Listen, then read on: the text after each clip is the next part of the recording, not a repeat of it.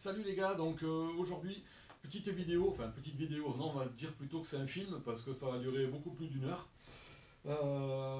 J'avais des suspensions là à faire pour une 450 WRF Yamaha de 2016. Et puis le pilote, il avait dit qu'il aurait bien aimé avoir des petites vidéos pendant que j'étais en train de faire le boulot. Donc c'est ce que j'ai dit, pourquoi pas. Donc je filme le truc pendant que je fais le boulot. Donc j'ai quand même beaucoup coupé des endroits, dont la partie préparation, enfin la partie qui ne vous intéresse pas, c'est la partie où je développe les settings, tout ça. Et là, il faut que je sois concentré. Il ne faut pas que je sois en train de parler, de penser à la caméra, voilà. Donc cette partie-là, je l'ai fait sauter, mais vous verrez quand même des clapets et tout ça. Voilà, donc je vous laisse avec la vidéo. Bon visionnage, n'oubliez pas, si ça vous plaît, je vois qu'on est de plus en plus, là ça monte assez vite au niveau des abonnés, donc merci à vous. Donc n'oubliez pas, si vous regardez les vidéos sans vous abonner, un petit clic, c'est vite fait, voilà, ça fait plaisir. Hein. Si un petit pouce en l'air aussi c'est bien, c'est mieux que le pouce en bas, même si des fois la qualité d'image, je fais avec ce que j'ai, hein, donc je ne suis pas youtubeur, j'ai pas du matos de fou. Là, vous voyez, j'essaye de le faire avec une GoPro, mais la GoPro, elle n'arrête pas de tomber en rate de batterie. Et puis c'est une Euro 3, donc elle est vieille, elle a plus de 10 ans la caméra, donc voilà. Du coup, petit pouce en l'air, ça aide bien, et puis si vous partagez, c'est encore mieux. Voilà. Allez, vous savez que je vous emmerde pas avec ça, mais pour une fois, pour une fois. Eh bien voilà. Allez, je vous laisse avec la vidéo. Bon visionnage et puis à bientôt. Allez, ciao. Ouais, salut les gars. Allez. On va s'occuper aujourd'hui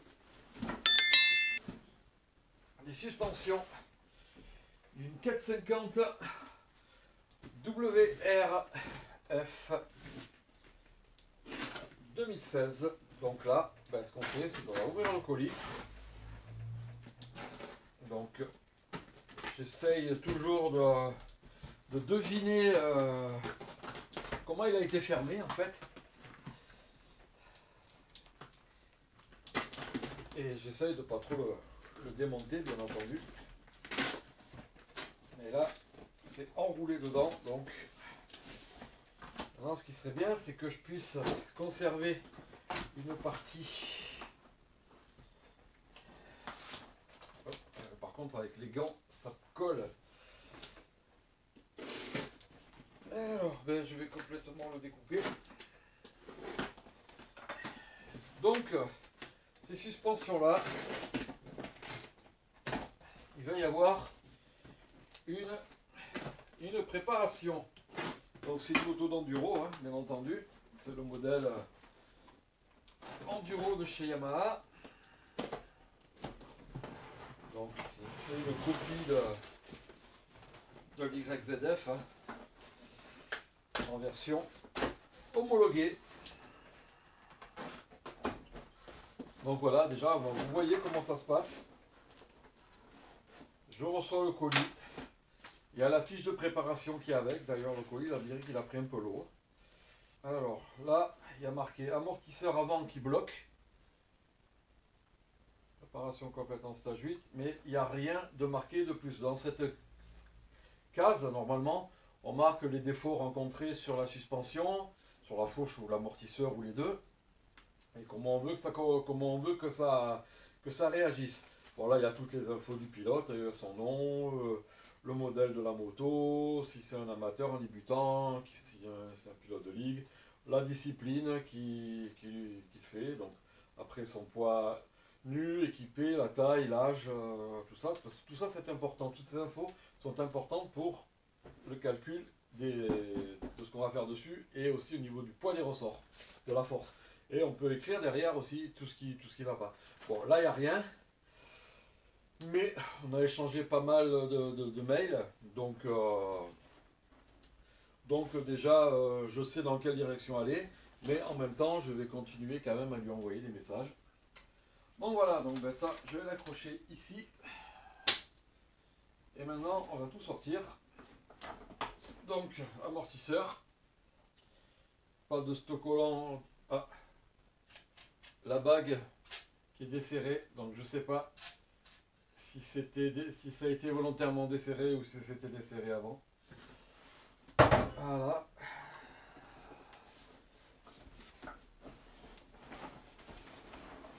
Hop, et là.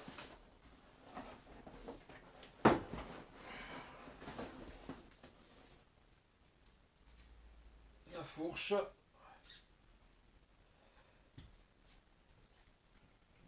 Qui est pas mal dure à ce niveau-là. Elle est pas mal dure, mais peut-être en même temps que il y a de l'air là-dedans. On va voir. Allez, le carton, on le met de côté. Voilà, on le met par là. Au niveau d'amortisseur, ce que je vais faire déjà, donc ça je n'ai plus besoin. Avant, on va quand même regarder s'il y a de l'air dans la fourche. Donc je ne vais pas encore m'installer, puisque je suis encore dans mon atelier provisoire. Hein. Alors, petit tournevis. Celui-là il est un peu petit.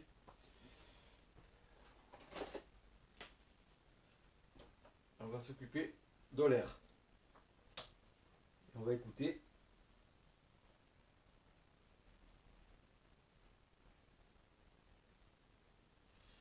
Non.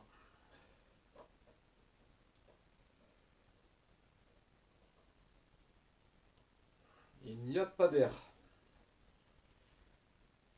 Au niveau des réglages, ici, on a combien?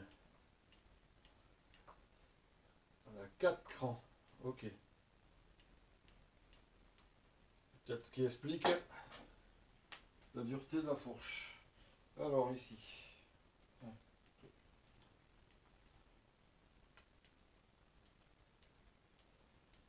Ok. Donc on a 4 clics de chaque côté.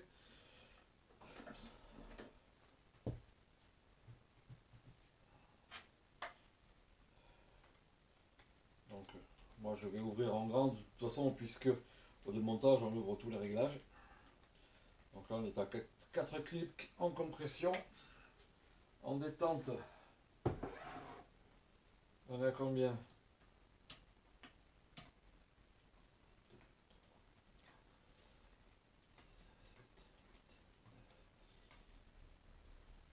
On est à 10 clics en détente. Toutes ces informations sont importantes, relever le nombre de clics, puisque ça permet de savoir à peu près, d'avoir une idée dans la direction où le pilote a voulu aller avant. Voilà. Bon, le fait d'avoir déjà ouvert la compression, on voit que c'est quand même déjà un petit peu plus souple. Je m'occupe déjà de l'amortisseur. Donc pour démonter un ressort, attendez, je vais vous le mettre comme ça. Pour démonter un ressort sur le Kayaba. J'espère que, je pense que vous le voyez là quand même. Vous devez me voir, c'est un grand angle. Hein. Donc on débloque le contre-écrou. Hein. Je vous l'ai déjà montré dans d'autres vidéos. Mais un petit cliqueur de rappel de temps en temps, ça fait pas de mal. Alors ici c'est toujours le ressort d'origine puisqu'on a la marque de peinture. Et puis généralement c'est un ressort bleu. Et après on n'a plus qu'à tourner le ressort normalement. Et là vous voyez il est hyper bloqué. Donc si c'est pas dégueulasse, pas besoin d'y mettre du WD. On prend la clé et on va venir. Hop là.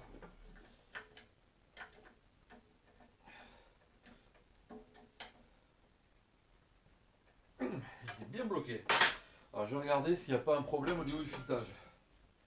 Parce que des fois le filetage il est mangé. Là il est un petit peu abîmé ici. Mais donc on s'est grippé.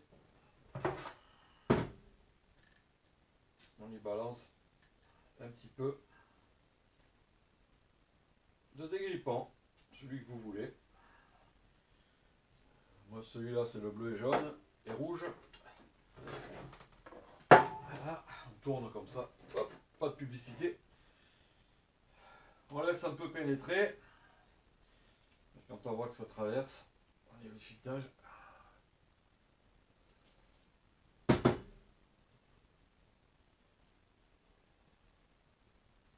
Ouais, c'est pas trop mal là. Donc je vais mettre comme ça plutôt. Parce que c'est plus facile pour moi. Pour débloquer.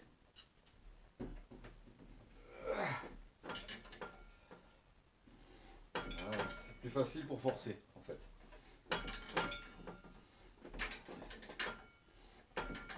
Et je pense, je n'ai pas mesuré à combien il était avant.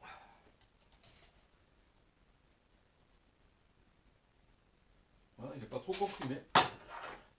J'aurais pensé qu'il était pas mal comprimé, c'est pour ça que qu'il était dur à dévisser à la main, mais bon. Et oui, là ça bouge de tous les côtés, mais c'est normal, il n'y a rien qui est fixé. Donc ça fait un petit peu de la musique. Mais bon, quand j'aurai l'atelier définitif, ce sera un problème réglé. Alors, est-ce que j'y arrive maintenant à le tourner à la main? Ouais, c'est encore un peu dur. Mais on gagne énormément de temps quand on y arrive à la main. Ça fait les muscles. Pas besoin d'aller à la salle.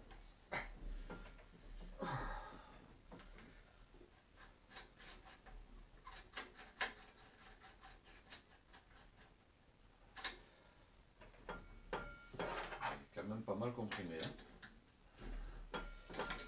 Ça doit être un ressort de 275 sur ce modèle. Et du coup,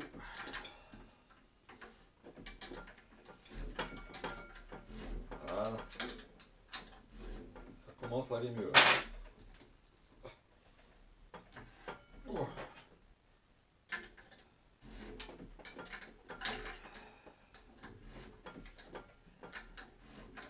Donc ce test aussi, pour tester la GoPro, c'est la vieille, hein, c'est la Hero 3, mais j'avais plus de batterie, la batterie HS, du jour au lendemain.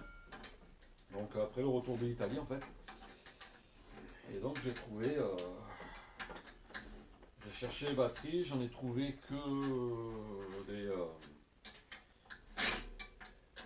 des reconditionnées. Ça n'existe plus les batteries totalement neuves apparemment. Et j'ai mis une carte mémoire plus grande. Il y avait une 8 Go, là je suis en 64 Go, donc je pense qu'il y aura quand même de quoi un petit peu plus filmer sur la piste. Si j'arrive à rouler plus que 2 ou 3 sessions ou une heure, hein, bon. L'Italie j'étais bien parti, mais bon voilà. On fait pas toujours ce qu'on veut. Sport mécanique, c'est ça. Alors, bon, le ressort, voilà, il est libre. Donc on va débloquer ça, on le desserre complètement. Enfin, pas obligé de le desserrer complètement, mais là je vais être obligé sur cet amortisseur là, parce que il faut bien que je le pousse ici pour pouvoir sortir la bague qui est ici, vous voyez. Et pour sortir cette bague là, il faut débloquer le tampon. Voilà. On fait attention bien sûr à ne pas l'arracher. Hein. On met le ressort comme ça, on le pousse et on sort l'ensemble. Voilà. Et le ressort, on le met dans un coin. Dans un coin. Il y a un petit peu de WD ici, donc du coup. Ça...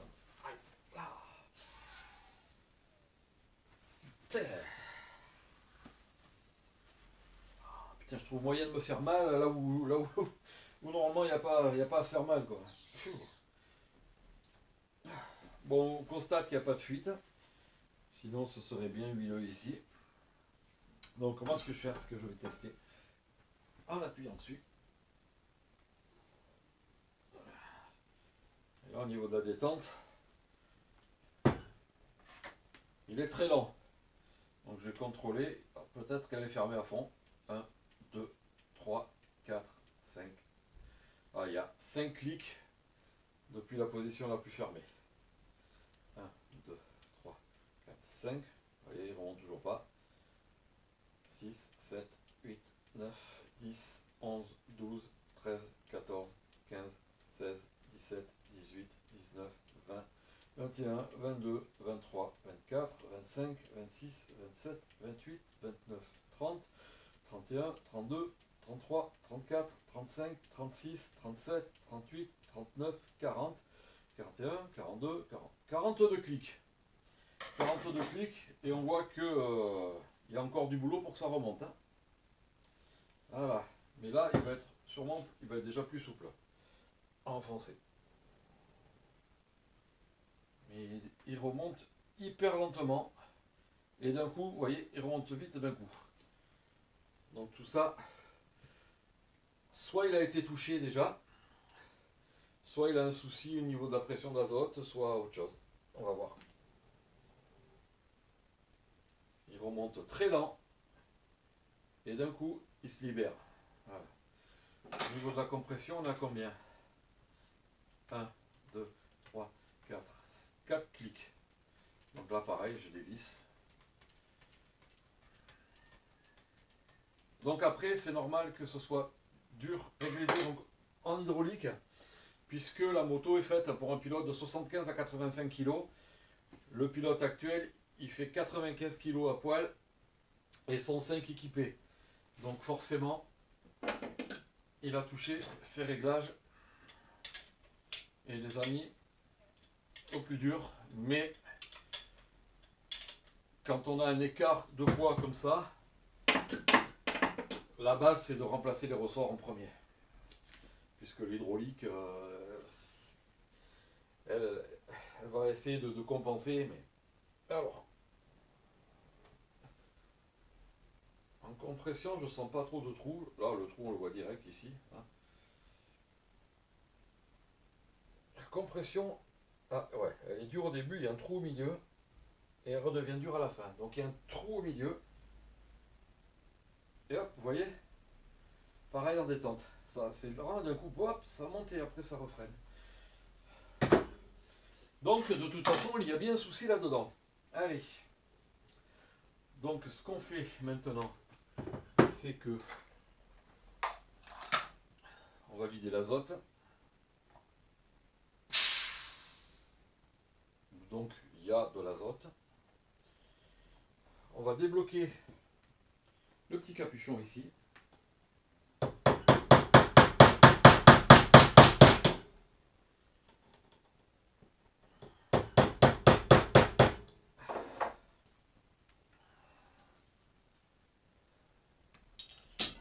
C'est là-dedans.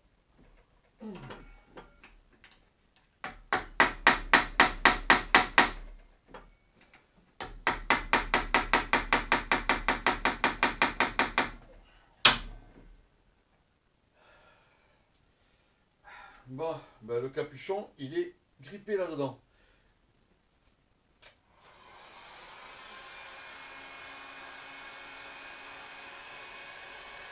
Pas trop le choix. Hein. Parce que le truc, c'est que ça fait des marques sur le bouchon. Quoi.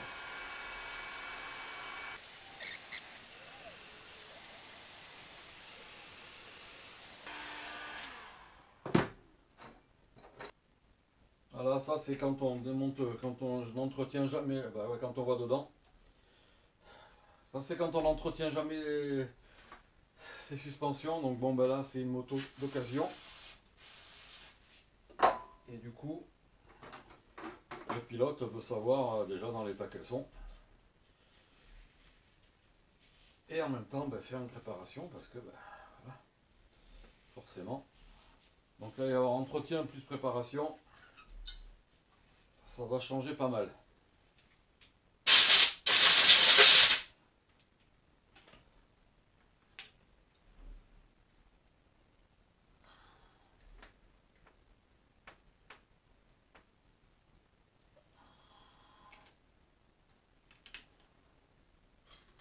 Donc lorsque vous n'arrivez pas à enfoncer votre boîtier joint,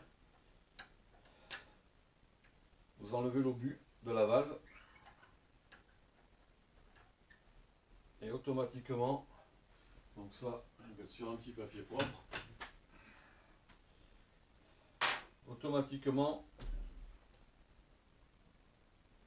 par contre il y a un truc, il y a un point dur au niveau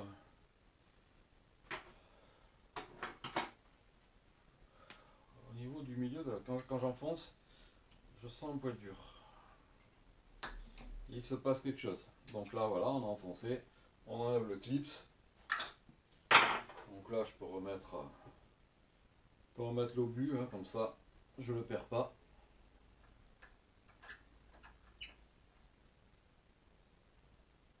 Voilà. Donc là on est ok. Maintenant je peux sortir la tige, mais pour la sortir avant je préfère vider l'amortisseur. Donc on n'hésite pas, on vient le prendre, on ne serre pas comme un bœuf, hein. On vient donc là je fais ça pour pouvoir avoir de la prise ici. Voilà, c'est juste à peine pour le maintenir.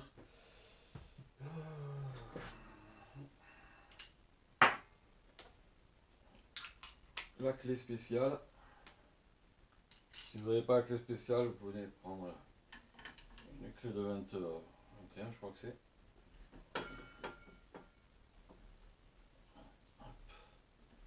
Non, c'est la clé de 24 ici.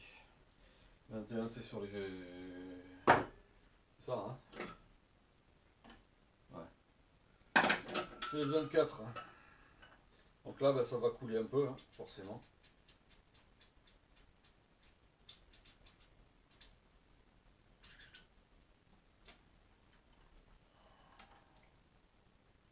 Donc bien entendu, un bac d'huile en dessous.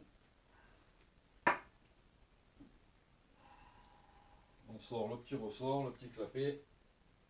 On met tout en place, direct.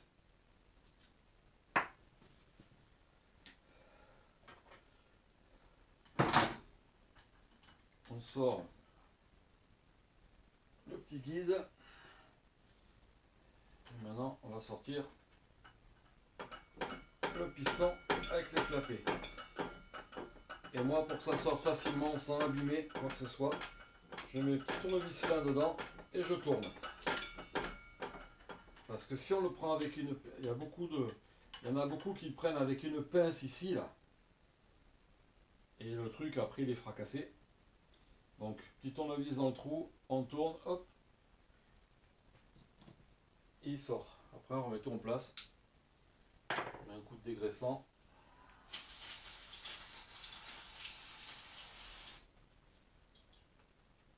Et on est ok. Bon, maintenant, ben, je vais vider l'amortisseur. Huile hyper liquide. Donc ça veut dire qu'elle est morte. Par contre, elle n'est pas noire. Généralement, quand elle est noire, elle est plus épaisse. Mais forcément, là, celle-là, elle est cuite. Voilà, maintenant on prend l'amortisseur. Et la tige, elle est hyper dure à tourner. On prend l'amortisseur, on coince ici. Donc ça, c'est une petite astuce, hein. Si vous n'arrivez pas à sortir votre tige, vous coincez bien ici. Prenez un maillet. Et avec le maillet, on vient taper doucement ici. Et vous voyez, sans taper fort, ça sort tout seul. Ça sort tout seul. Donc maintenant, après, ben, coup de dégraissant.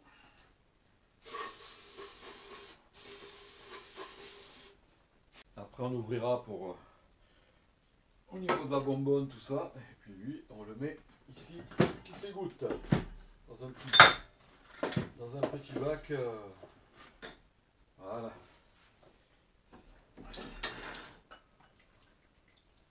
Alors, ouais, il est toujours d'origine. Il n'a pas été touché, donc c'est un problème d'huile.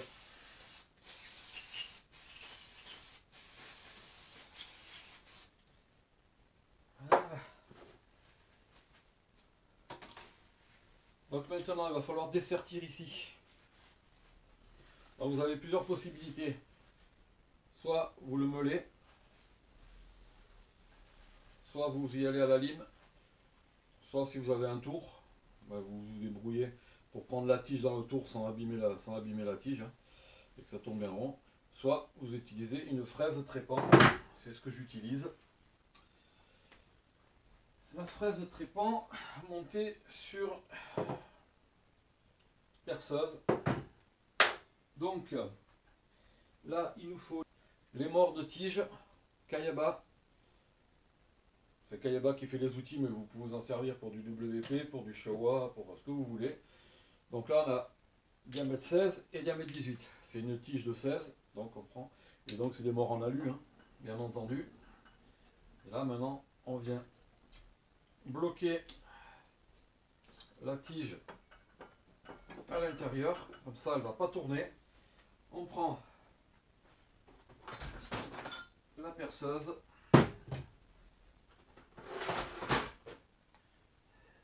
La fraise trépant, elle est là, mais je dois lui changer le guide. Parce que j'ai fait usiner des guides. Et on choisit celui qui va bien. Donc pour les Kayaba, je les suis du premier coup puisque c'est toujours pareil. Donc en fait, vous avez à dessertir, vous avez maintenant que les Showa et les Kayaba. Donc sur Showa, il y a plusieurs diamètres. Kayaba, généralement, on est toujours au même. On est toujours au même guide. Donc, là, je regarde bien que je sois en mode perçage et pas en mode percussion. Donc moi, ce que je me suis fait, c'est que je me suis fait un petit cache en plastique avec un trou ici. Ça permet de ne pas mettre de la limaille partout. Et là, vous voyez, je suis un petit peu bas, donc je vais remonter un peu ma tige.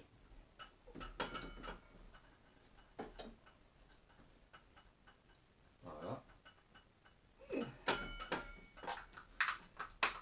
Voilà, comme ça, la limaille, elle va pas tomber dans les clapets.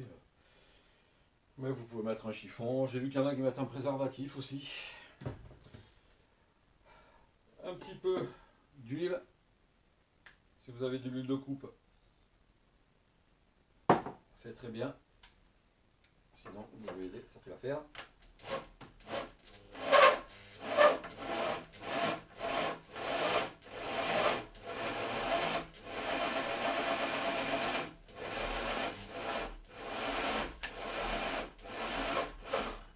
Et on y va doucement. Encore un petit coup. Et là, au moins, le travail il est propre. Voilà. Normalement, je suis bon. Vous voyez, quand on fait ça à la lime, on en a pour un paquet de temps. Et on n'est pas sûr que ce soit bien propre et que ça se divise bien. Donc nettoyage de mon petit, outil, vous voyez, c'est rien. Hein. C'est un capuchon. Capuchon ici, c'est le capuchon de dégraissant. Avec un trou, et puis voilà. Voilà. Donc ça, on enlève bien la limaille, ça. Plus besoin. S'il y a de la limaille qui est un petit peu sautée, on nettoie. Hein, pour pas qu'il y en ait de partout sur le poste de travail. Après, quand j'aurai mon nouvel atelier, il y aura un coin spécial pour tout ce qui est limaille, machin, perçage. Voilà. Et là, on prend la grosse. Donc moi j'ai une clé à rallonge, selon position des vissages. Là, on sert bien.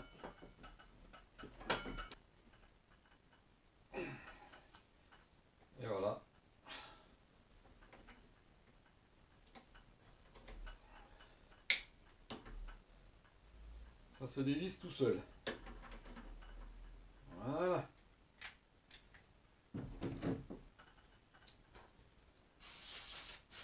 On dégraisse tout. Donc ma fraise trépant.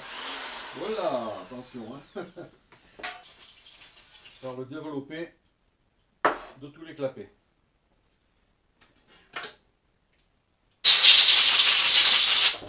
Pendant ce temps, à Veracruz... ¿Algo más, señora? Es todo, gracias.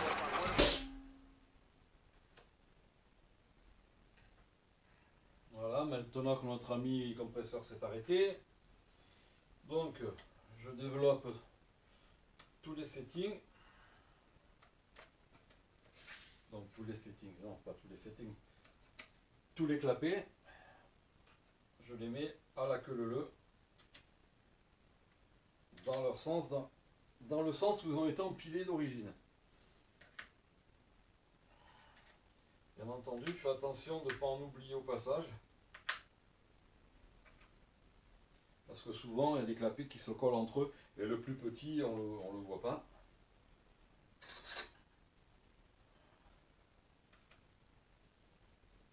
Voilà. Donc là, je vais changer le boîtier joint aussi. Puisque le pilote, il veut un stage 8. Stage 8, ça veut dire que lui, on le dégage. Ça, je vais le sortir, comme ça, je vais le reprendre un petit peu. Je vais bien nettoyer l'intérieur de la tige. Donc pourquoi je me suis servi d'une fraise trépant? Parce que là, à l'intérieur, il y a une pièce qui réduit la tige pour avoir une détente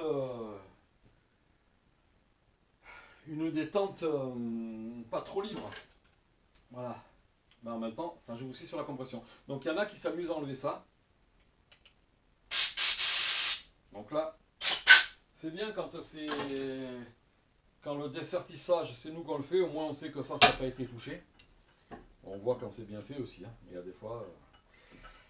Comme ça, là, on garde le système d'origine. Parce qu'il y en a qui liment ça, alors soit parce qu'ils ne savent pas, et du coup ils perdent la pièce. Il m'est arrivé de retrouver la pièce là, qui se promenait dans le corps de l'amortisseur, et je ne vous dis pas les dégâts. Soit elle est carrément enlevée, donc quand elle est enlevée, c'est que la personne l'a fait volontairement. Alors surtout, il y en a beaucoup, parce qu'ils ne savent pas travailler sur les settings, du coup, je veux qu'on assouplisse l'amortisseur. Le gars il se dit, c'est bon, je fais sauter ça, je l'enlève, et je mets moins de clapets, et puis basta, quoi. Mais ça marche pas comme ça. Parce qu'après, forcément, ça marche plus.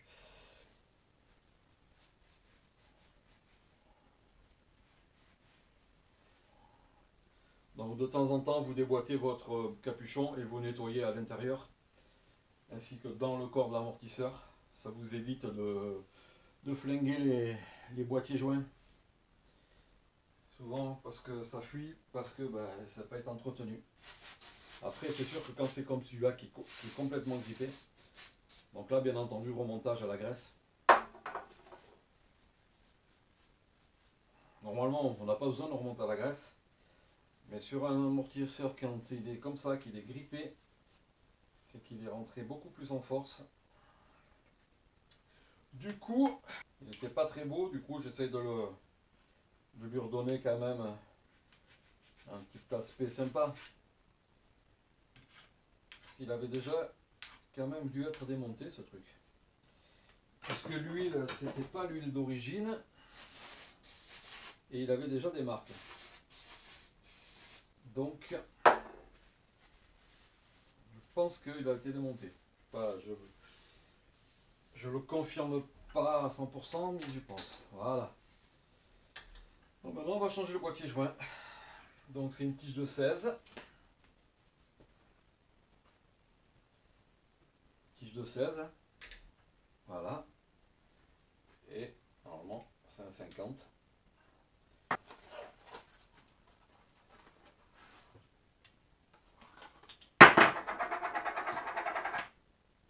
Avec la rondelle qui va bien, toujours la mettre. Donc je vous explique ça. Alors, petit guide guide pour tige de 16. Voilà. Un petit peu de graisse.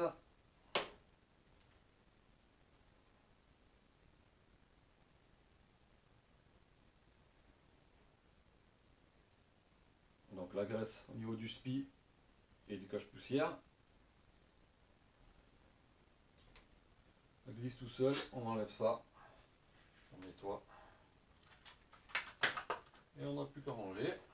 Voilà.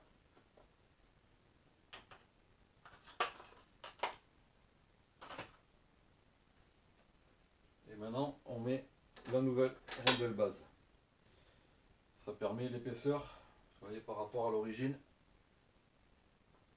Puisque le boîtier ici est plus fin, du coup on garde la même, le même anthrax.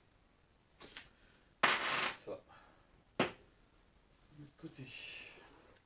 Allez, donc ça, là dedans avec ça. Le boîtier n'est pas mort, donc je le renvoie avec. Le client peut s'en servir. Maintenant, ben, je vais mesurer tous les clapets. Donc j'ai une fiche, ouais, j'ai des fiches comme ça, que je me suis fait, des tableaux imprimés. Et dessus, je rentre toutes les infos que j'ai besoin. Donc, modèle WRF, cylindrée, comme ça, c'est plus simple. 450, année 2016, la date de la préparation, donc on est le 1er décembre 2022, stage 8, origine, alors pilote Olivier, donc là, comme ça, j'ai la fiche de travail, je sais que cette fiche correspond à la fiche de préparation. Comme ça, après moi, je me classe tout ça et je garde les infos. Si jamais il faut revenir dessus, je peux reprendre la fiche de travail. Alors, petite astuce pour mes amis préparateurs qui aiment bien regarder mes vidéos. On a le pied à coulisses. Mais si vous voulez pas vous faire chier à attraper les clapets, prenez un petit aimant comme ça. Vous savez, les trucs sur les antennes avec un aimant au bout.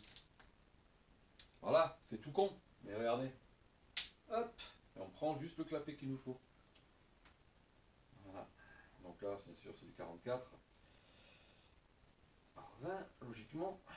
44-20. Donc je reporte ici. 44 par 20. Je prends le dernier qui est là, je regarde si c'est un 20 aussi, parce que des fois ça peut augmenter. 44-20. Ok. Et maintenant je vais compter combien il y en a. 1, 2, 3, 4, 5, 6, 7, 8, 9, 10, 13, 14, 15. J'en ai 16. Donc je fais ici fois 16. Bien entendu, il faut bien savoir qu'on les a tous décollés. Hein, parce que sinon, on n'aura pas le bon compte. Crossover. 36, 15, code ULA. Pour ceux qui ont connu les pubs sur M6 dans les années 90. 36, 15 ULA. Les pubs qui passaient la nuit là, pour le Minitel. Minitel rose. Alors, 44, 25. Alors, on est passé direct en 25.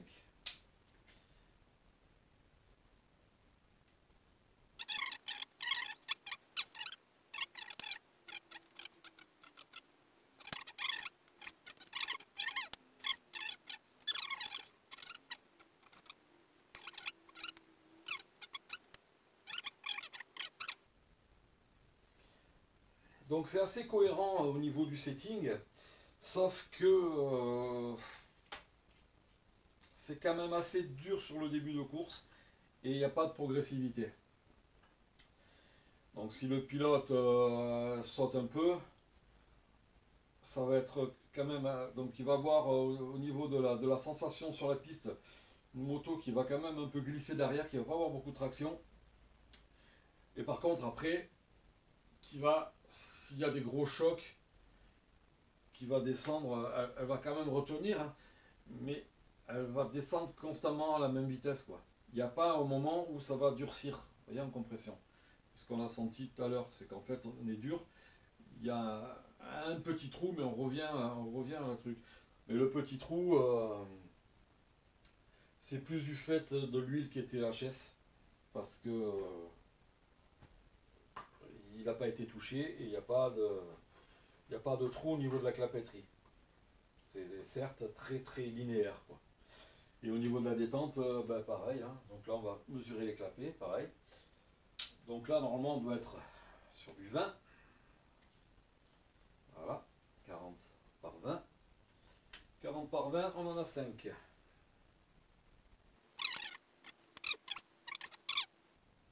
À force que vous préparez des suspensions, en touchant le clapet, vous savez, vous connaissez l'épaisseur. Celui-là, ça va être du 30 forcément, si tout va bien. Alors, voilà, 40, 30. Donc, après, 40, ok, 38, 36, 34, 32, 30. Donc je le prends. Je mesure bien si c'est un 30, logiquement. Voilà, c'est un 30 par 30. 30 par 30, donc je peux faire, voilà, 38, 36, 34, 32, 30. À savoir que je fais ça, là, que je ne les mesure pas tous, parce que je sais que c'est d'origine, et je connais les Kayaba, par cœur. Donc forcément, là, je sais qu'il n'y a pas de surprise. Sur un truc préparé, par contre, je mesure tous les clapets, tous les diamètres et toutes les épaisseurs, parce que des fois, c'est freestyle. Des fois, on descend en diamètre, en épaisseur, on remonte en diamètre, en grosseur, on redescend. Il y a des fois, c'est n'importe quoi. Pour moi, il y en a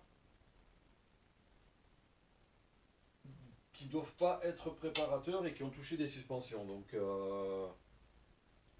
parce qu'après, normalement, un vrai préparateur, on va dire une entreprise de préparation, comme moi, comme d'autres connus, logiquement, ils savent préparer les suspensions, donc on fait tous la même chose.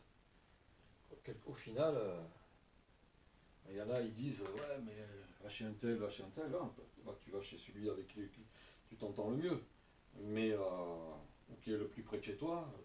Moi, j'ai beaucoup de clients, énormément, très loin de chez moi, très loin d'ici, même à l'étranger, donc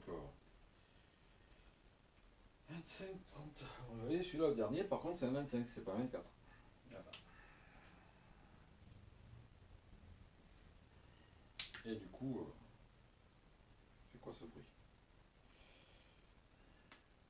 Et du coup, ouais, je mesure tout parce que bah, des fois, il y a des surprises. Là, il n'y a pas de surprise.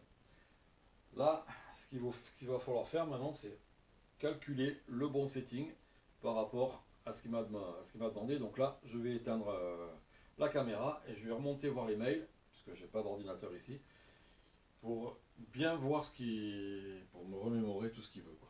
Voilà. Allez, je vous reprends tout à l'heure. Bon, alors, le boîtier SKF. Voilà, la fiche avec ce qu'il y a trouvé dessus. La clapetterie. Voilà. Donc, par contre, s'il y en a qui savent, je ne peux plus reconnaître quand je branche la GoPro en USB sur le PC pour récupérer les fichiers. Elle est plus reconnue. Et pourtant, les ports USB fonctionnent. J'ai redémarré l'ordinateur, j'ai redémarré la GoPro, le câble il fonctionne, puisqu'il me charge aussi la GoPro. Voilà. Donc, est-ce que c'est parce que j'ai une nouvelle carte mémoire? Je sais pas. Mais j'ai essayé avec l'ancienne, c'est pareil. Donc, si vous savez, dites-le moi. Merci. Donc, je vais faire du souple en début de course et progressif. Même si c'est pas un sauteur, Je vais quand même faire du progressif et plus dur en fin de course, histoire, on ne sait jamais. S'il y a besoin, il y aura de quoi encaisser. Donc là, bon ben ça sert à rien que je filme, hein. Je vais couper et puis je reprendrai derrière. Bon, la préparation, je vous ai épargné ça, parce que c'est long, hein, le temps de calculer tout ça. Donc j'ai fait une modification. Maintenant, je vais tout réinstaller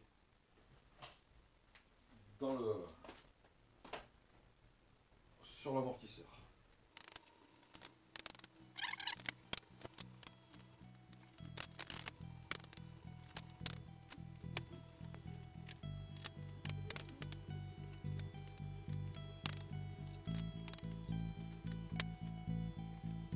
Voilà, setting modifié. Maintenant, on va monter ça. Collage à l'optique verte. Au moins pas de risque que ça se dévisse.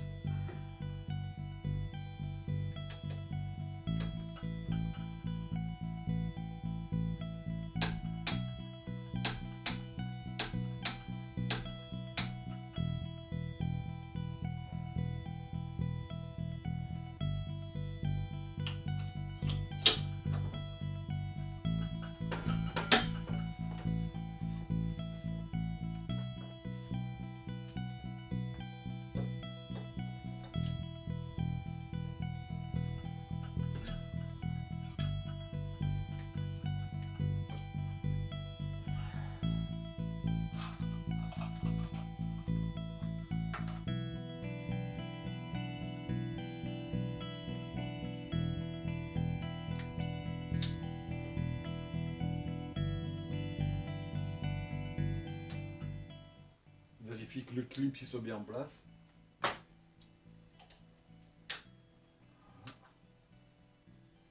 Maintenant, les trous dans le sens de l'amortisseur, en fait c'est pour que ça vide.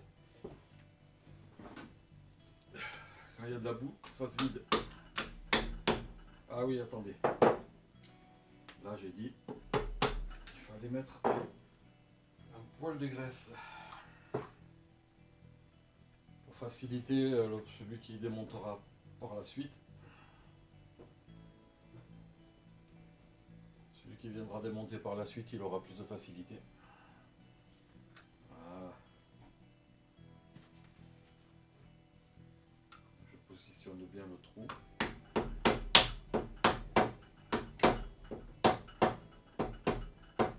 Voilà.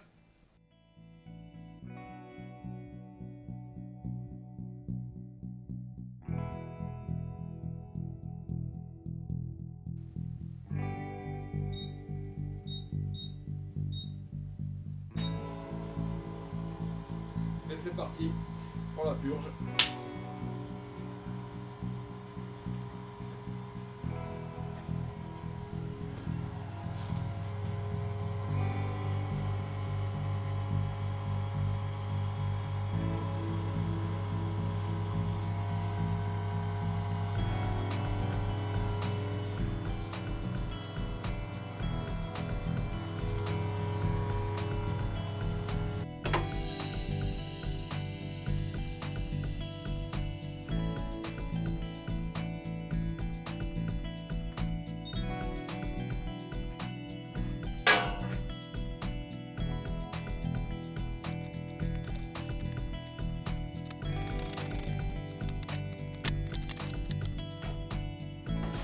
Alors, un truc,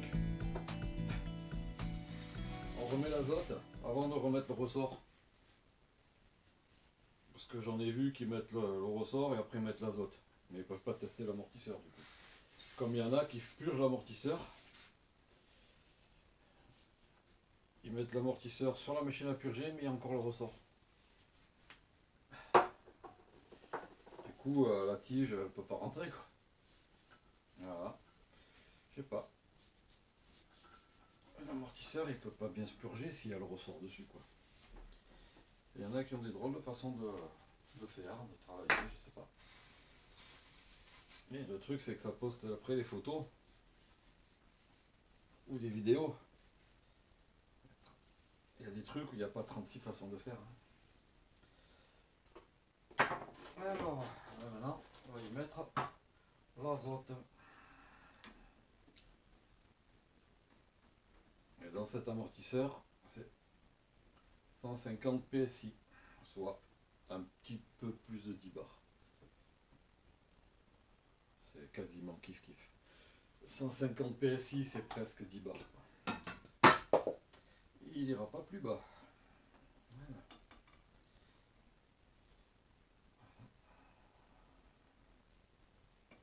Voilà. Allez.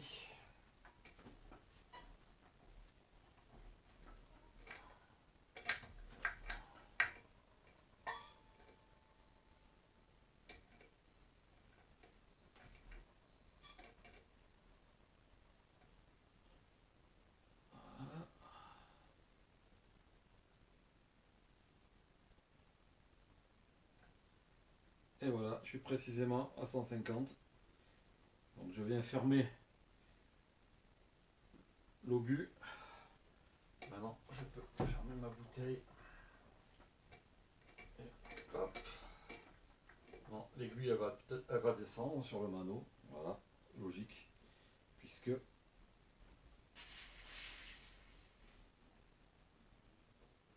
et là, du coup, j'ai pas perdu d'azote dans la bonbonne, puisque il y a un système ici qui est relié là, qui va ouvrir l'obus et qui le referme après. C'est la même chose ici.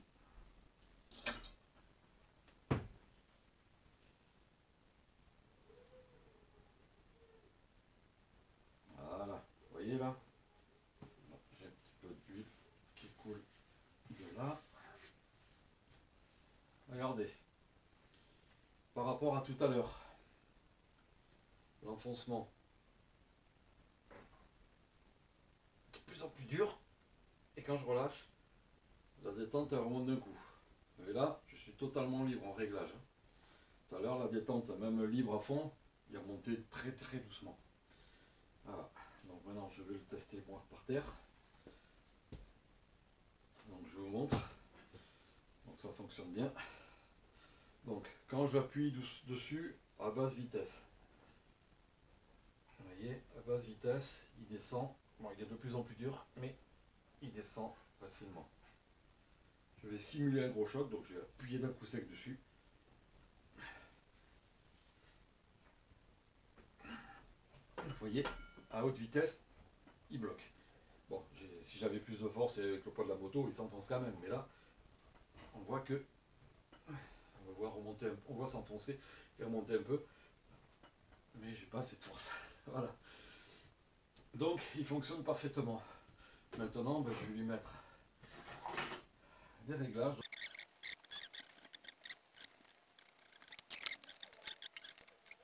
Voilà, on est très bien, regardez. Donc en compression rapide, bon mais c'est toujours pareil. Et là il faut le mettre sur la moto. Donc compression lente. J'ai mon début de course tranquille et regardez, plus j'enfonce, plus je force. Hein, et je relâche.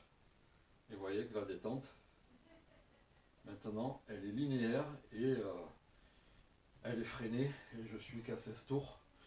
Donc il y a encore, puisqu'il monte jusqu'à 42, il y a 16 pour durcir, on a 16 clics. On est bien là, je pense qu'il pourrait même encore ouvrir pour gagner en traction. Mais là, on est bien. Donc maintenant je vais remettre je vais mettre le nouveau ressort. Donc le nouveau ressort, ben, on le fait dans le sens inverse du démontage de tout à l'heure. Donc ça, je le dévisse, parce qu'il faut qu'il passe. Donc là, dans son cas, c'est un ressort plus dur. Hein. Donc, voilà, je me mets dans le bon sens. Oh, c'est magique. J'ai 30 millions de ressorts, donc du coup... Hop. On repousse le tampon tout en bas, on le clipse. Et maintenant...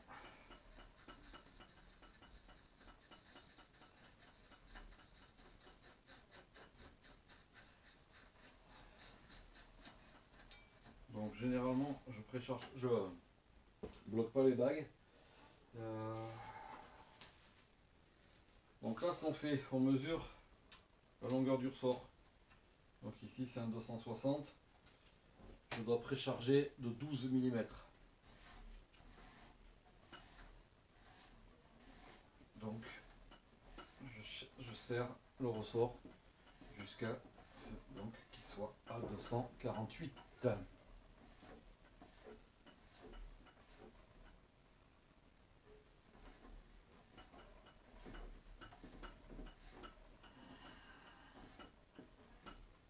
C'est un pas de 150, donc un tour égale 1,5 mm. Hein. Voilà, je suis presque.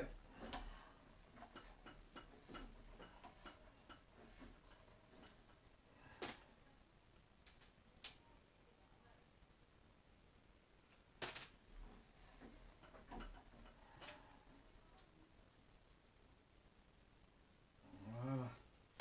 Mais bon, ça c'est un réglage qu'il faudra que le pilote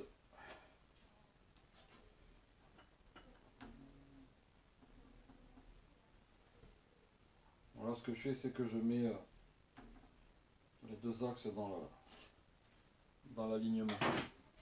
Après, le pilote, il faut qu'il vienne régler sa précharge quand même. Moi, j'avance le travail, mais après, j'ai pas la moto avec le pilote avec moi. Et ensuite, on vient bloquer.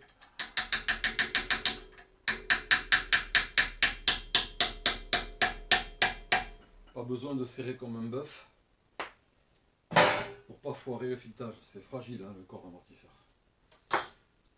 Voilà, l'amortisseur est fait. Il n'y a plus qu'à lui coller son sticker MRP.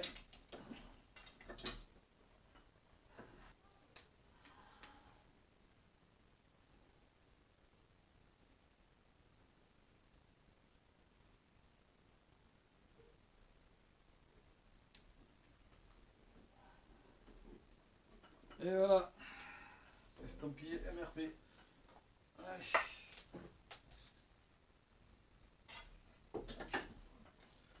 Donc là, ce que je vais faire, je vais ouvrir la fourche et je vais tout laisser se vidanger tout seul, tranquille, tout bien se vider.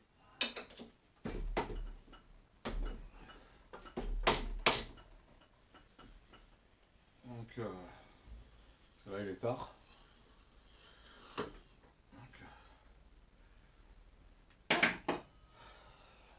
On va vidanger tout ça et ça va se vider tout seul dans la nuit et on y revient demain. Ah, ben regardez. Hop là. J'allais dire pas une goutte d'huile. Mais donc c'est plus de l'huile là. C'est du goudron qui sort.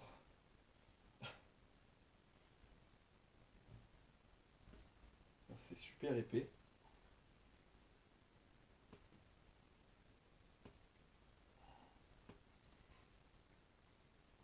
Je sais pas comment vous dire la consistance. Comme de la peinture. Ouais, la peinture. Peinture glycéro là, ouais.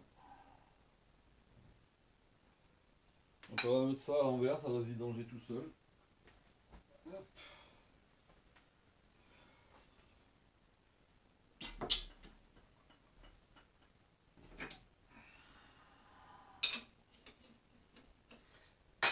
Je vais ouvrir les réglages ici.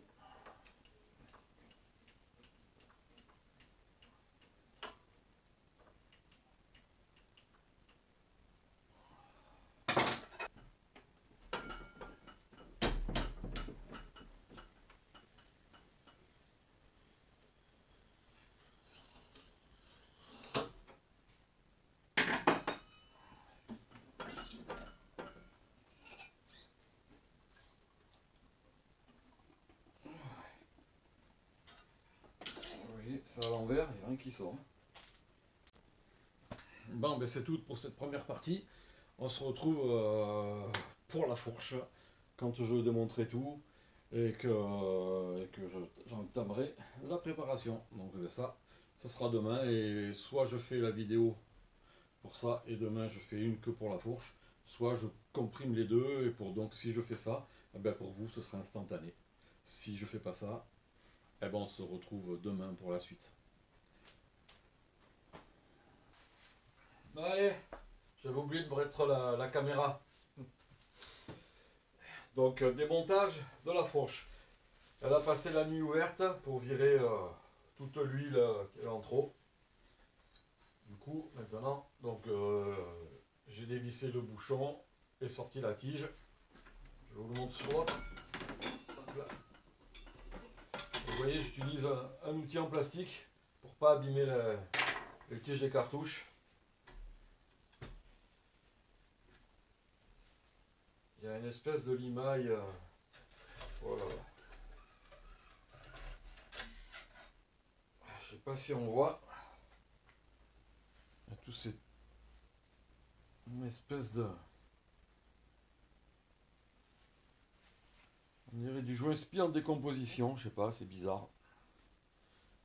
Bah, de toute façon, c'est pas grave puisque on va ouvrir tout ça. Et on va préparer. On va bien sûr aussi changer les joints spi, les ressorts. Voilà.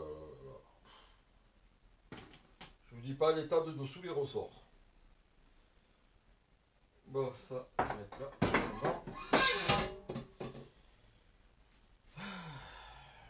C'est quoi ça? Ah, c'est les résidus de l'huile pourrie qu'il y avait, quoi. Allez, on fait la deuxième.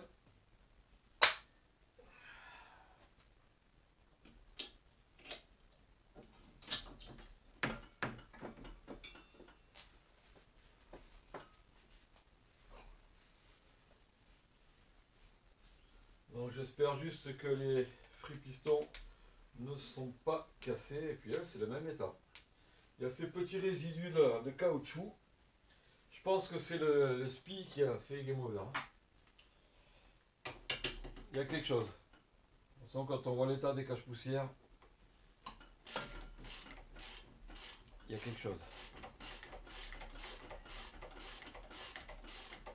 Bon, mais au final, pour vous, c'est instantané. Hein. Je vais mettre à la suite puisque j'ai pas fait, j'ai pas mis la vidéo de l'amortisseur sur YouTube, donc je vais faire un concentré de tout ça parce que sinon ça va durer.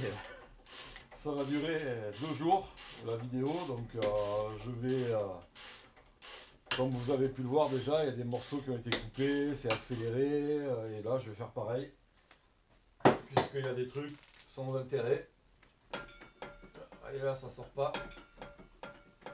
Donc ça sort pas pourquoi? Parce que là c'est dévissé. À mon avis, la tige de la cartouche, ouais, c'est bien ce que je pense. À mon avis, la purge, puisque la tige là, vous ne voulez pas sortir toute seule.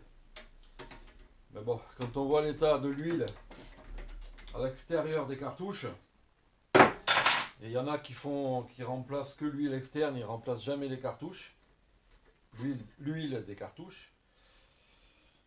Donc j'imagine comment ça va être dedans. Je vais peut-être avoir une surprise, hein.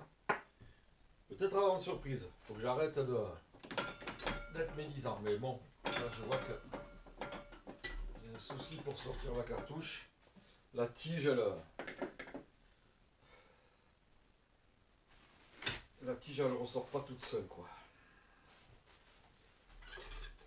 On va voir ce que ce serait un free-piston cassé.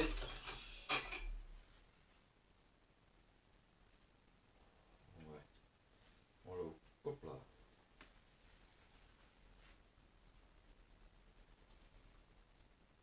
Elle n'a pas l'air pourrie, l'huile là-dedans. Ça n'a pas l'air, hein. À première vue, ça n'a pas l'air. Maintenant, on va démonter, on va voir quoi. Par contre, regardez, je suis obligé de tirer pour sortir la tige. Hein. Là, je la rentre, elle sort pas toute seule, j'ai tiré. Donc ça veut dire que soit mauvaise purge, soit une surprise. Donc après, quand j'aurai mon atelier définitif, bien entendu, il va y avoir un coin où je vais poser les suspensions qui vont s'égoutter toutes seules dans un bac de tarasse maudite, excusez-moi, qui vont couler dans un bac, qui vont aller dans un bidon d'huile. Là, c'est un peu...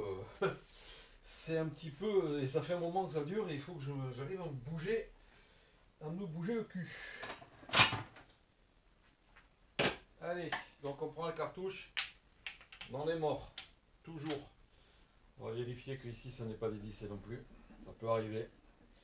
C'est une maladie sur ces fourches là, les Showa aussi. Hein. Et la Showa. Donc, allez, verdict. Après souvent ça se dévisse parce que ça a déjà été démonté, que les gars ils forcent ici. Et forcément ça se dévisse entre les deux. Ça peut arriver sur de l'origine également. Donc on va voir verdict au niveau de l'huile. Voilà. Vous voyez les fils que ça fait là? Vous voyez, on dirait du gel. Ah, on dirait du gel. Je sais pas si vous arrivez à voir, mais regardez. Là, c'est pas de l'huile qui coule, hein. Regardez, ça fait de la graisse. Alors, le pilote, il trouvait sa fourche dure. Donc, elle ne semble pas avoir été préparée. Ça semble d'origine. Ça semble, hein, je vais bien dire, parce que... Mais je suis pas sûr. Alors, quand le free piston n'est pas cassé, donc ça c'est déjà bien. Alors, donc ben oui,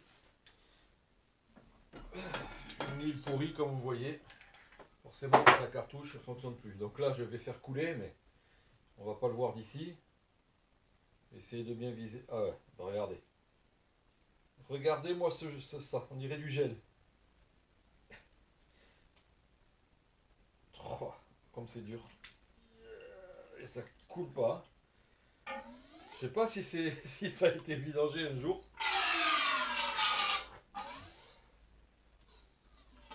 Ou s'ils ont mis, du, on dirait, pour donner la consistance, on dirait du décapant, vous savez, du décapant à peinture, en gel.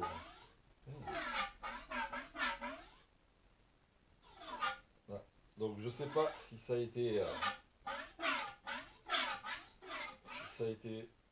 démonté, changé l'huile avant, j'en sais rien. Excusez-moi. Donc je reprends. Je reprends où j'en étais. Alors, ouais. Donc je ferai la même chose sur la suite, sur la prochaine. Donc, comme je vous l'ai déjà dit, j'ai percé le gant. Non, ça je vous l'ai pas dit. Pour démonter les cartouches, enfin les tiges des cartouches, pour sortir tout l'ensemble avec la tige de piston. Donc ce qu'on fait, enfin ce que je fais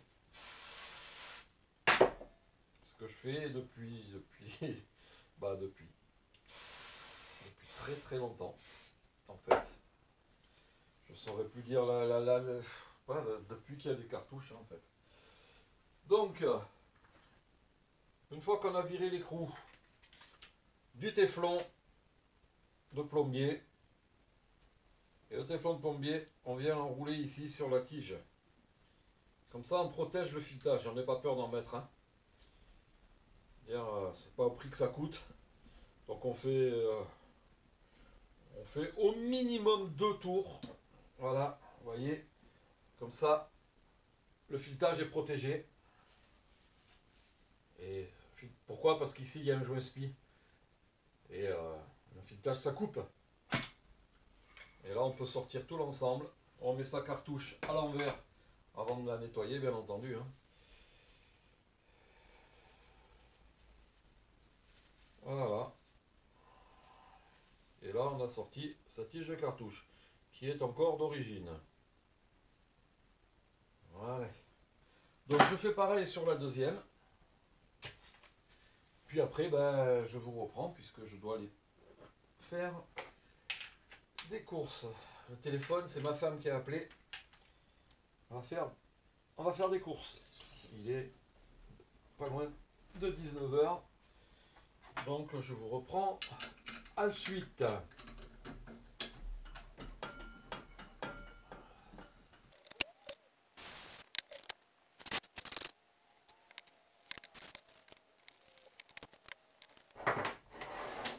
Donc maintenant, il va nous rester à dessertir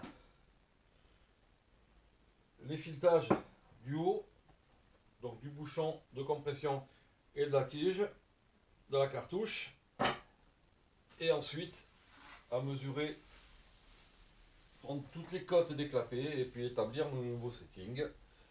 Ensuite, ben, remonter, il y aura les Spring Collar Factory, vous voyez ceux-là, en plastique, donc ils sont cassants, hein. Vous voyez, quand j'appuie dessus, ça se tord un peu. Et puis les trous, ils freinent pas l'huile. Ah, putain. Donc là, c'est quand même une enduro. C'est pas tout le monde qui veut des Spring Collar en enduro. Parce que ça durcit quand même un petit peu la fourche. Hein. Mais justement, pour avoir de la progressivité, donc ce qui permet de faire pour l'enduro une fourche beaucoup plus souple en compression. Donc adapté quand même pour l'enduro, il y a beaucoup, on va dire que 95, 80, même je pourrais monter jusqu'à 98% des pilotes d'enduro qui me demandent des préparations, ils veulent quelque chose de souple. Voilà, à part quand c'est des anciens crossman qui se sont mis à l'enduro et qui sautent, eux ils veulent quelque chose, on va dire typé MX, hein, ils sont habitués. Voilà, mais sinon, voilà. La majorité, on veut du souple. Mais on ne veut pas que la moto elle talonne à la moindre saut de marche ou passage sur un tronc d'arbre ou quoi. Ou si jamais on a un saut, on arrive sur un endroit qu'on ne connaît pas et au dernier moment se surprendre et la moto elle saute, bon, il ne faut pas qu'elle vienne en buter, qu'elle tape, quoi. Il faut quand même de la sécurité. Donc, le Spring Collar va permettre quand même si ça durcit un petit peu, ça permet d'absorber dès qu'il sera plongé dans l'huile, ça rajoute un frein, quoi. Voilà. Et donc une sécurité. Bon, ben je me change et puis ben, je reviens tout à l'heure. Allez.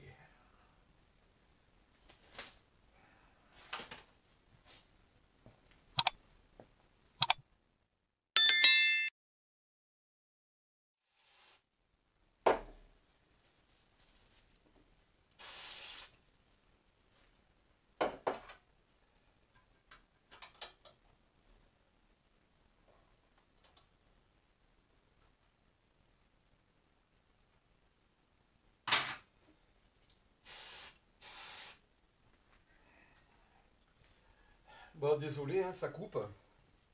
Enfin, ça coupe.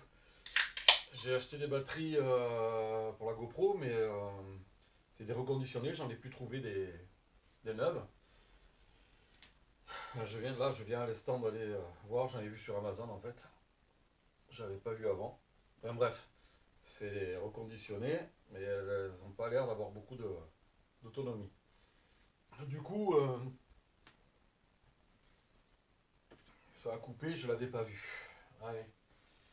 Donc, l'intérieur des cartouches est fait.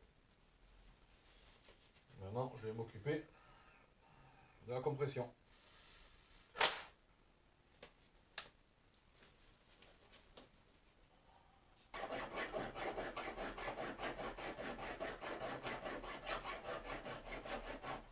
Donc là, ce que je fais, c'est que je lime le bout, cette partie-là, cette partie ici, du bouchon qui est écrasé. Donc, on lime à plat. Ah, regardez-moi ça. Ah, on lime à plat, histoire d'enlever la partie écrasée pour pouvoir sortir l'écrou. Cette huile, comme elle est graisseuse, j'ai jamais vu ça quoi. Et maintenant, hop, il n'y a plus qu'à dévisser. Ça va venir tout seul.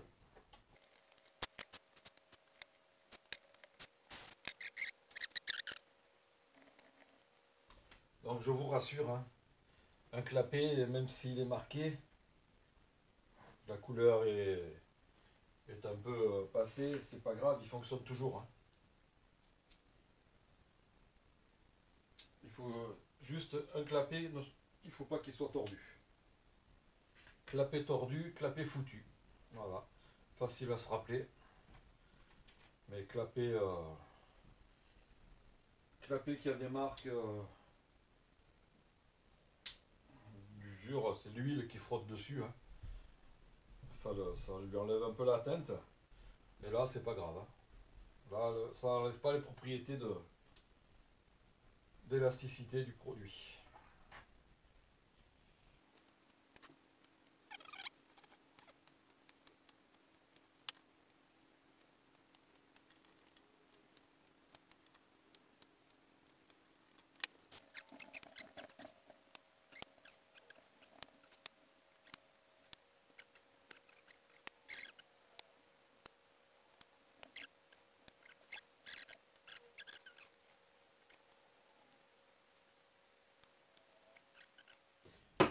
On ne sert pas comme un... comment vous dire? Enfin, vous m'avez compris quoi, c'est de l'alu. Donc on y va doucement. Par contre un truc à faire, parce que c'était le cas sur celle-là, quand vous démontez que vous faites vos entretiens, vous vidangez votre huile de cartouche, vous vérifiez que les écrous soient bien vissés. Parce que là, elle était d'origine, mais les écrous, ils n'étaient pas vissés. Heureusement qu'ils étaient sertis, parce que sinon, il y a tout qui se serait barré. Mais du coup, il y a les pistons qui tournent, et les clapets ne sont plus tenus. Ils sont plus plaqués contre le piston. Du coup, ça fausse l'amortissement aussi, quoi. Donc voilà, vous faites bien attention que vos écrous, que les pistons ne tournent pas. Voilà. Si les pistons ne tournent pas, vous vérifiez si c'est serré, mais ça ne devrait pas bouger. Et quand c'est serti, bon, vous risquez pas, comme je l'ai dit, que ça se barre. Mais il vaut quand même mieux vérifier. Hop, ça va là. À 15, j'en ai besoin. Alors, je vais remplacer les spring collars. Donc, pour remplacer le spring collar, je vais mettre sur un cylindre, je vais prendre. Voilà. Donc ça, c'est une pince à clips avec les têtes interchangeables. C'est bien pratique. Et vous voyez, avec celui-là, ça va nickel. Donc on sort le clips, on sort la bague, on sort le spring collar. Donc on nettoie bien. Voilà. Et maintenant on prend les spring collars. Il doit être là.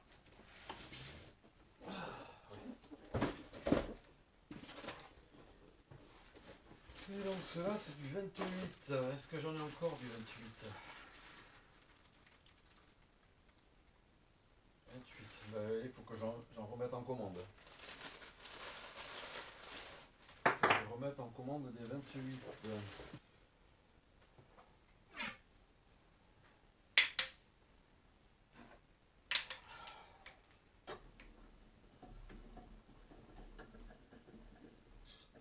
Donc là je vais remettre en huile. Et vu que c'est une enduro et qu'en plus donc il va pas faire sa vidange à 12 heures, hein. Donc je mets pas d'Akayaba. Je mets la Motorex 3D Response Technology.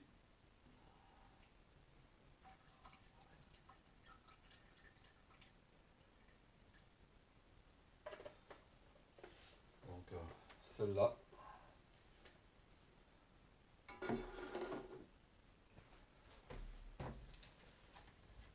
que 200 dans la cartouche. Et après, on purge ce qui dépasse, ce qui est en trop, par les petits trous qui sont là.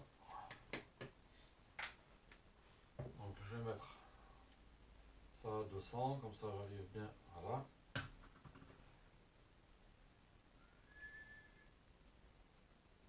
Même un petit poil plus. Hein.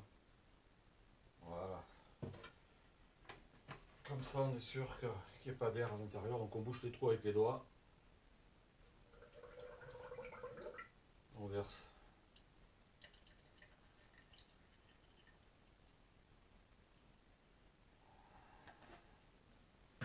Ensuite on active la cartouche.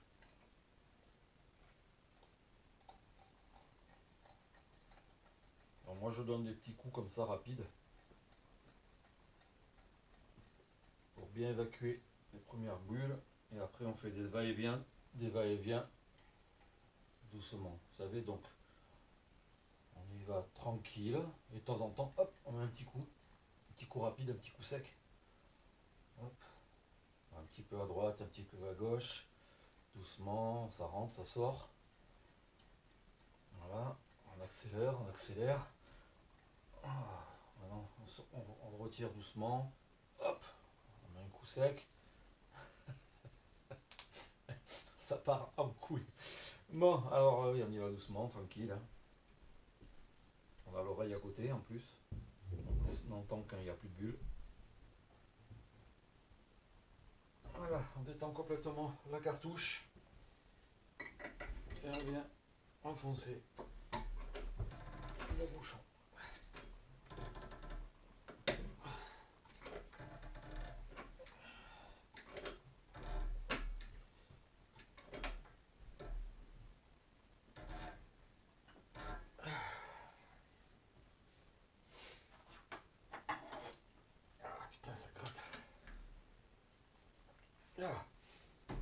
Quand on a le nez qui picote et les mains dans l'huile,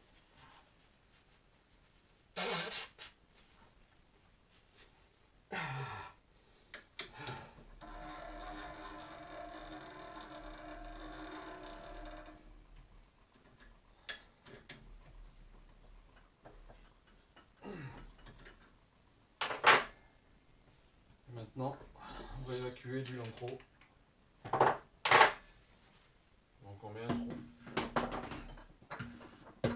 un trou en face du doseur, et là on appuie.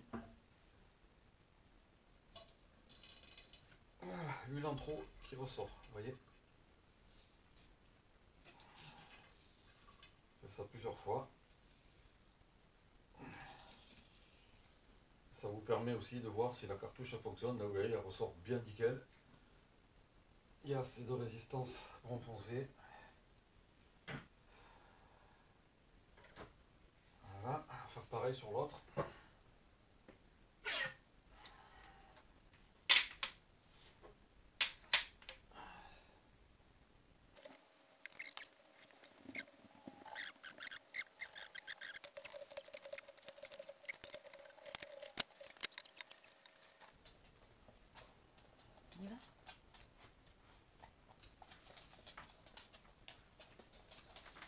Tu vas être sur la caméra. Tu vas être en vidéo. Ouais.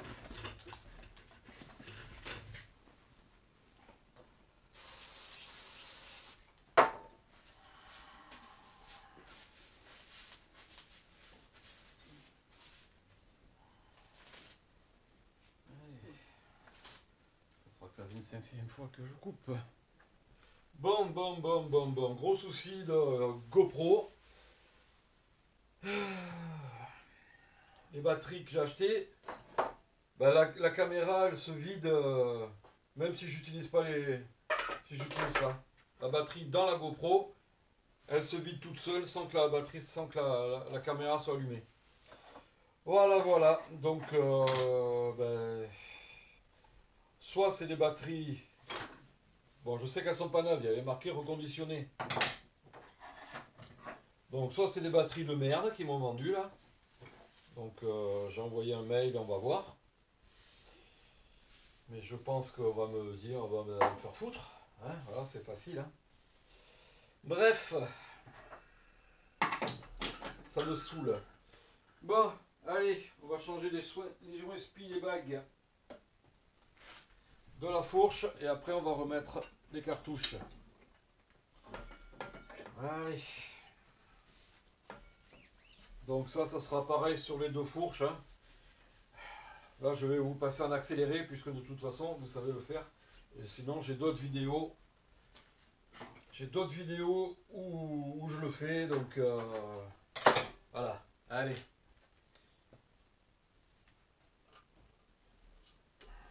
On va envoyer la musique. C'est parti.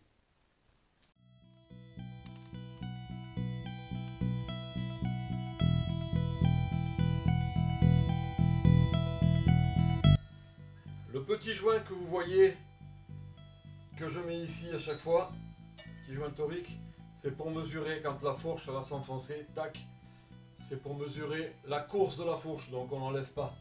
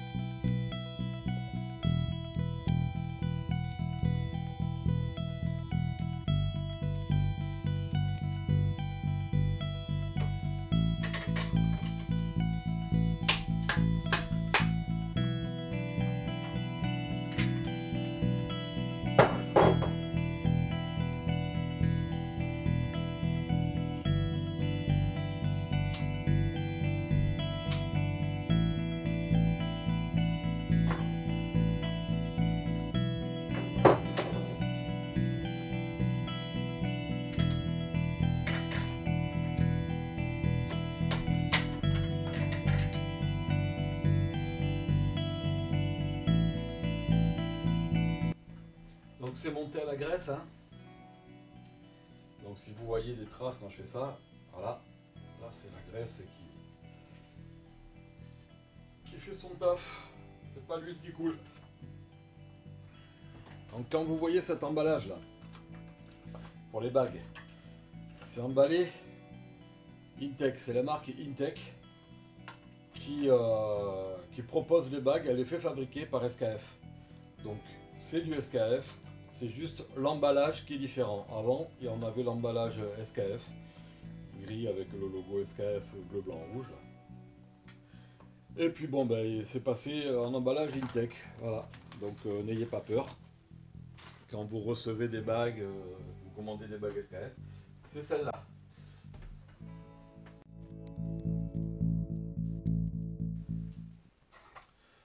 Je vais me répéter, jamais de loctite.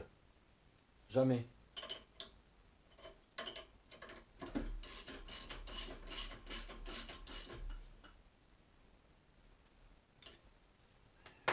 Parce que le risque avec la loctite, c'est qu'après ça vient bloquer là-dedans, ça pète un filet, et puis vous n'avez plus qu'à changer le bas. Hein. Voilà. Si le filet du bouchon on se bloque dans le pied de fourche, ça casse les filets, et puis bah, vous ne le démontez plus. Voilà.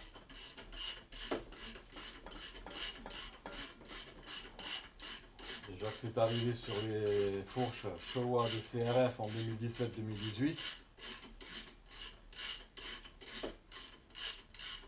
Neuve. Moi j'en faisais plus justement pour ça. Parce qu'à chaque fois c'était le stress de démonter. Du coup, j'avais préféré arrêter d'en faire tant qu'elles n'ont pas été démontées une première fois. À partir du moment où elles ont été démontées, bon, ben, j'ai accepté de les faire.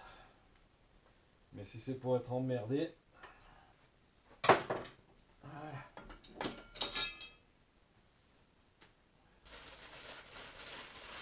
Donc là, les vieilles pièces usées, les spring collars d'origine, les ressorts. je renvoie tout au client. Comme ça, s'il veut revendre les pièces ou le jour où il revend la moto, il veut remettre ça d'origine, ou même donner les pièces avec.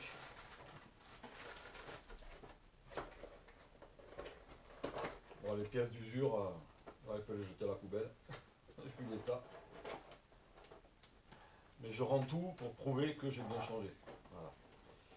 Parce que je suis quelqu'un qui, quand je vais faire réparer quelque chose, par exemple mon camion, que je suis pas mécanicien camion, hein. Du coup je le fais faire et puis ben, des fois on se demande si ça a été fait ou pas. Voilà. Ça va avec.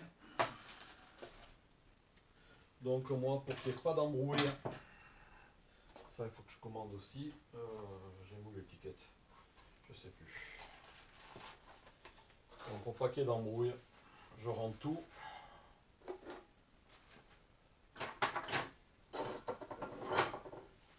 Non, désolé, ça n'arrête pas de couper. Donc on va mettre l'huile dans la partie externe.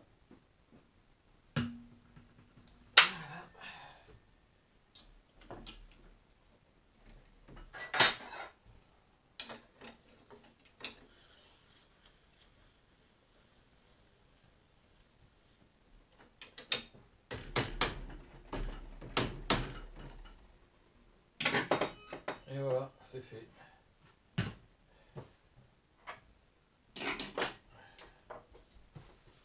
Il n'y a plus qu'à décoller les stickers et mettre les stickers MRP, puis refermer le colis et puis renvoyer ça demain. Donc là, je teste quand même. Donc là, oui, je sais pas si on voit sur la caméra. Je vais me mettre un peu comme ça. Donc on voit que avant elle était très dure, hein, j'avais du mal à l'enfoncer. Et là, malgré que j'ai des ressorts beaucoup plus durs, parce que là on est sur un pilote de 95 à 105 kg, donc on n'est plus sur le pilote 75 à 85 kg, donc on est monté de 2 tailles. Et là, malgré tout, regardez, voilà, c'est souple et onctueux sur le début de course, donc plus de problème de mal de bras, une bonne adhérence à la piste. Voilà, vous voyez, et plus je vais au fond, plus ça devient dur forcément, par rapport au travail hydraulique que j'ai fait aussi. Voilà. Maintenant, eh ben, on va enlever les stickers. Ça c'est toujours la partie de plaisir. Si vous pouvez enlever les stickers quand vous m'envoyez les suspensions, ça me ferait gagner du temps. Vous enlevez ça, vous nettoyez. Hein. Après peut-être que cela je vais pas avoir de mal. Mais souvent c'est surtout la colle qui reste dessus.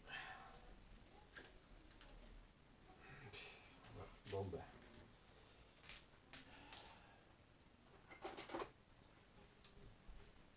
On va s'amuser.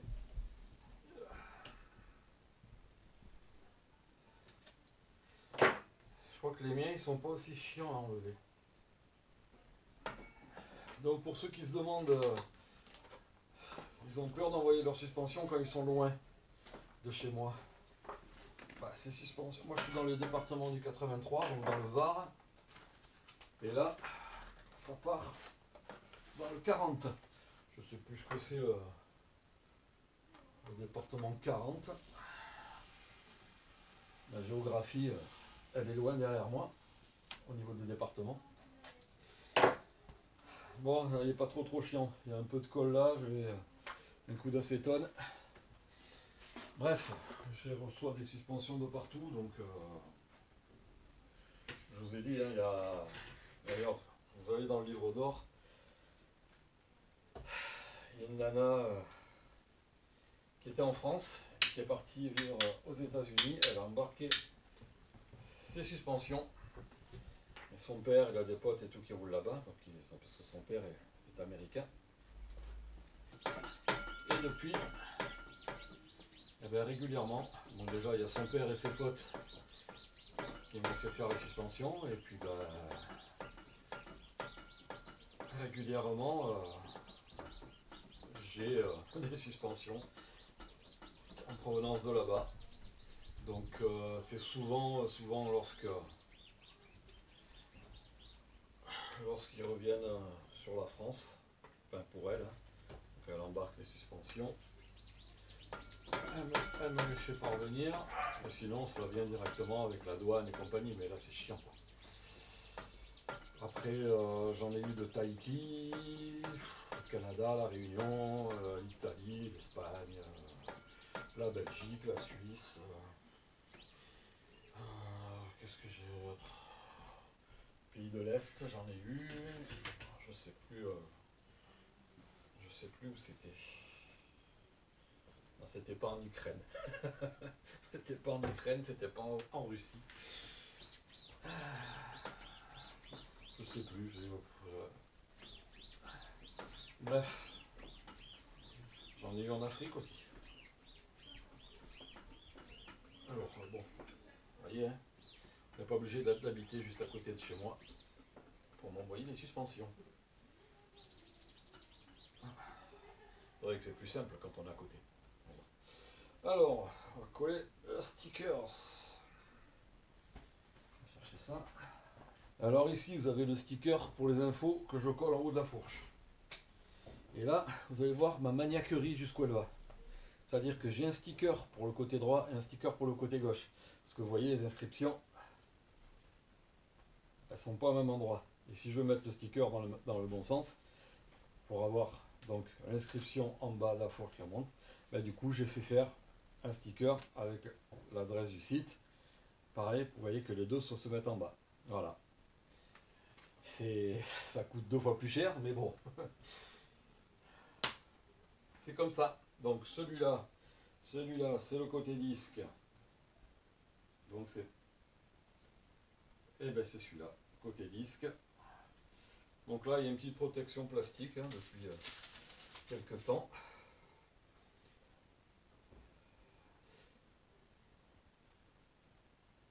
Par contre, ça, je vais m'enlever les gants pour le faire.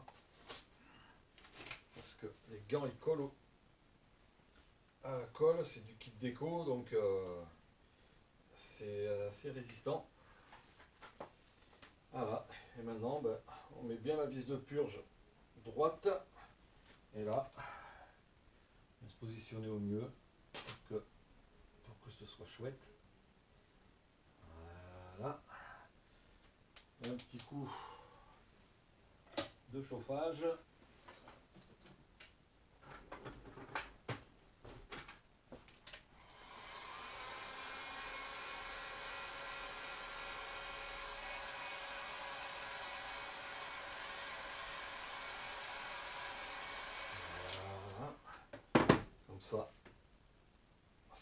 Ça adhère mieux.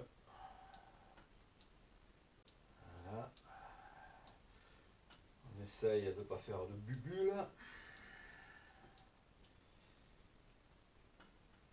Bubule, ça me rappelle quelque chose, bubule. Mon fils, il avait une voiture, il a appelé bubule. Bubule. Allez.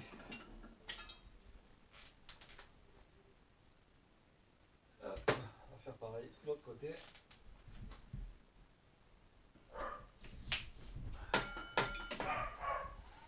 Enfin, le chien qui me gueulait depuis 8 h ce matin. Ouais, c'est vachement... je vais faire la grasse mat, tu peux pas la faire quoi. Surtout que je me suis couché très tard. Et depuis ce matin, les chiens qui gueulent.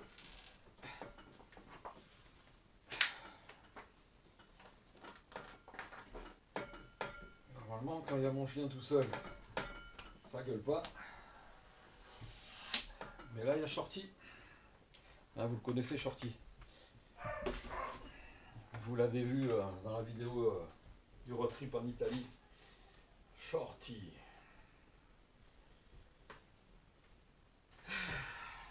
C'est un casse-bonbon, pour rester poli. Les bonbons en provençal, c'est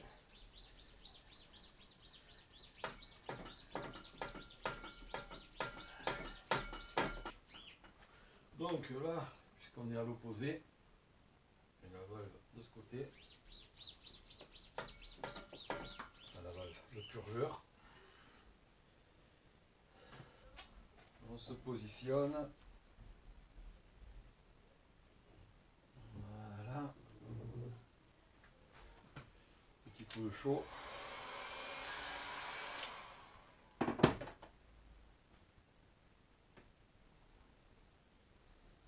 Donc ça évite les bulles et puis ça colle mieux quoi. C'est plus facile à plier. Voilà.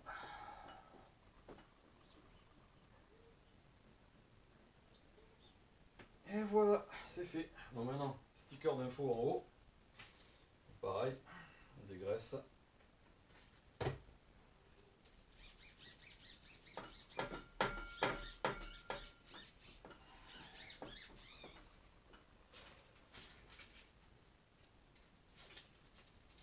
Hop. Alors le petit sticker qui va en haut, avec toutes les infos dessus. Mais je fais aussi une fiche pilote que j'envoie avec. Du coup, c'est pas grave si ça s'efface. Vous avez les infos sur la fiche pilote. Voilà, c'est fait. Il n'y a plus qu'à renvoyer. Il n'y a plus qu'à renvoyer ça. Je ferme le colis. Puis demain c'est reparti. Voilà. Allez.